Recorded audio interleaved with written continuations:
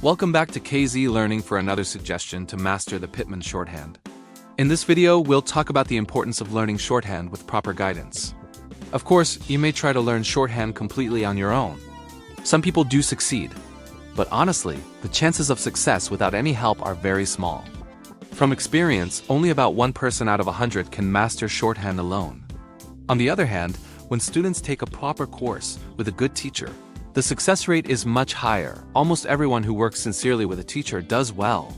Some people think that if they join a class they will become too dependent on the teacher. But that's not true. A good teacher doesn't just give answers, he or she guides your efforts in the right direction.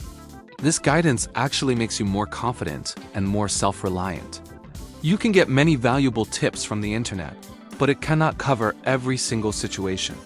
And no book can create the same excitement and motivation that a real teacher and fellow students can provide. Still, we understand that not everyone can attend an academy or school. Some young people really want to learn shorthand but cannot join a class because of their circumstances. For them, books and online lessons like these can be a great support. The main point is, if you can join a course with a competent teacher, do it. It will increase your chances of success and make your learning faster and more enjoyable. That's it for now. See you soon for another suggestion to help you motivate polishing your shorthand skills.